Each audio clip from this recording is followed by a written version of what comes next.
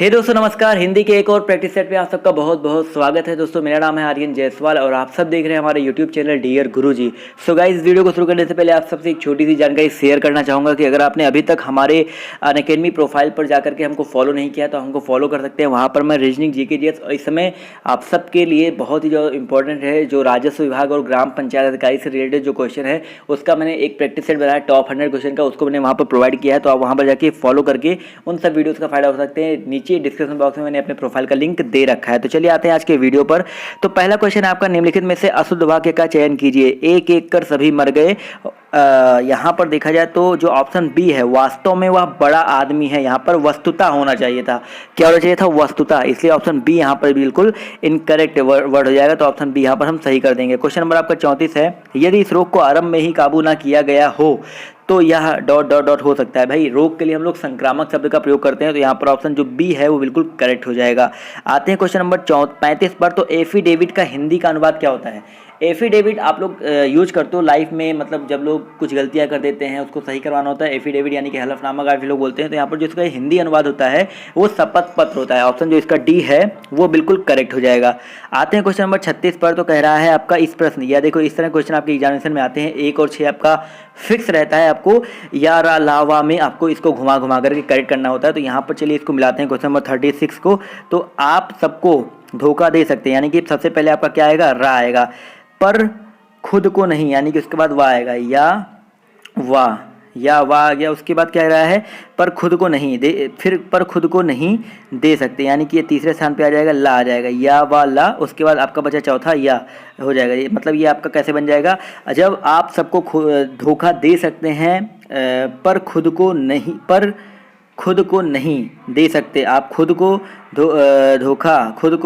धोखा दे सकते हैं पर वक्त को नहीं सकते। हाँ जी, आप सबको धोखा दे सकते हैं पर खुद को नहीं सकते हैं। आप खुद को धोखा दे सकते हैं बट आप सबको नहीं। चलिए ऑप्शन यहाँ पर देखा जाए रा वा ला या, यानी कि ऑप्शन नंबर का जो डी है वो बिल्कुल करेक्ट हो जाएगा। आते हैं क्वेश्चन नंबर 37 पर। तो कह रहा है निम्नलिखित में से बेमेल शब्द का चयन कीजिए। बेमेल शब्द का चयन करना है। तो यहाँ पर देखिए, आभूषण है, नागर है, जेवर है और अलंकार है। तो यहाँ पर अगर देखा जाए जो बेमेल शब्द है वो हमारा बेसिकली नागर शब्द हो जाएगा, क्योंकि नागर जो है वो बिल्कुल अलग है और यहाँ पर ये जो आभूषण जेवर अलंकार है ये सारे समानार्थी शब्द है। तो यहाँ पर नागर जो हो जाएगा वो अशुद्ध या बेमेल शब्द हो जाएगा। क्वेश्चन नंबर 38 है दोस्तों, निम्नलिखित में से एक विकल्प पर्यायवाची शब्दों की दृष्टि से असंगत है। तो यहाँ पर अगर देखा जाए तो जो ऑप्शन सी है, मयूर, रश्मि, प्रभा और अंबर, यहाँ पर देखा जाए तो जो मयूर है, रश्मि है और प्रभा है, ये बेसिकली किरण के पर्यायवाची है और अंबर जो होता है वो आपका कपड़ा का पर्यायवाची होता है, यानी कि ये हमारा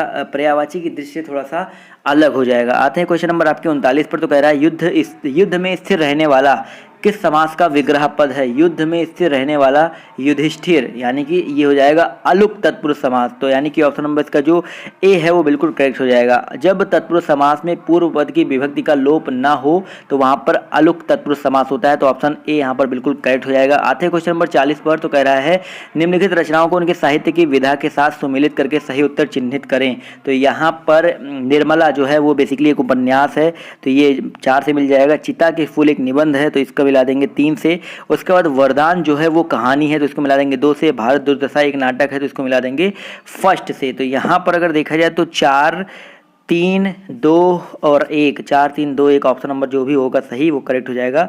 ऑप्शन 20 का बिल्कुल करेक्ट हो जाएगा। आते हैं क्वेश्चन नंबर 41 पर। तो कह रहा है निम्नलिखित में से कौन सा विलोम शब्द युग्म असंगत है? यहाँ पर अगर देखा जाए तो ज्योति और प्रकाश ये दोनों विलोम शब्द नहीं है भैया।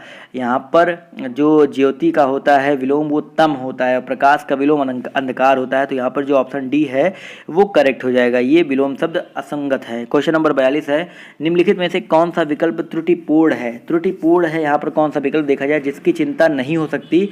यहाँ पर वाक्यांश के लिए जो एक शब्द है वो अचिंतनीय या अचिंतन्य होता है, यानी कि यहाँ पर जो ऑप्शन सी है वो त्रुटिपूर्ण हो जाएगा। इसके बाद क्वेश्चन नंबर 43 पर आते हैं। तो कह रहा है नवल सुंदर श्याम शरीर की सजल नीरद सी कल कांति थी, ऊपरी पंक्तियों में कौन सा अलंकार है? तो यहाँ पर देखा जाए तो उपमा अलंकार हो जाएगा। बहुत ही आसान है, क्योंकि कांति उपमेय, नीरद उपमान, सी समानता वाचक पद और कल समान धर्म है, और यहाँ पर इसलिए ऑप्शन नंबर जो फर्स्ट है वो बिल्कुल करेक्ट हो जाएगा। क्वेश्चन नंबर 44 पर आते हैं। तो कह रहा है छंद से संबंधित गणों की संख्या है। छंद से संबंधित जो गण हैं वो टोटल कितने होते हैं? 8 गण होते हैं और 3 वर्णों से मिलकर एक गण बनता है, आपको ये पता होना चाहिए। तो ऑप्शन नंबर इसका जो सी है वो बिल्कुल करेक्ट हो जाएगा। क्वेश्चन नंबर 45 बहुत ही सरल है। पृथ्वीराज रासो किस काल की रचना है? तो मैंने आपको कई बार इस क्वेश्चन करवाया है।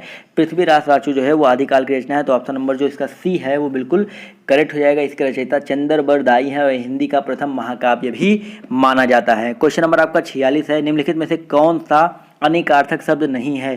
तो यहाँ पर जो पाप है वो बेसिकली अनेकार्थक शब्द नहीं है, तो ऑप्शन नंबर इसका जो बी है वो बिल्कुल करेक्ट हो जाएगा। खग, खग के कई सारे अनेकार्थी होते हैं, जैसे पक्षी, तारा, बाढ़, अच्छ, आँख, सर्व ज्ञान, नग मतलब हाथी और सांप। समझ गए दोस्तों। आते हैं क्वेश्चन नंबर 47 पर। तो कह रहा है वलय शब्द का अर्थ चिन्हित करना है। वलय शब्द का जो अर्थ है वो गोलाकार घेरा होता है, यानी कि ऑप्शन नंबर इसका जो बी है वो बिल्कुल करेक्ट हो जाएगा। क्वेश्चन नंबर 48 है आपका, त्रुटिपूर्ण विकल्प की पहचान कीजिए।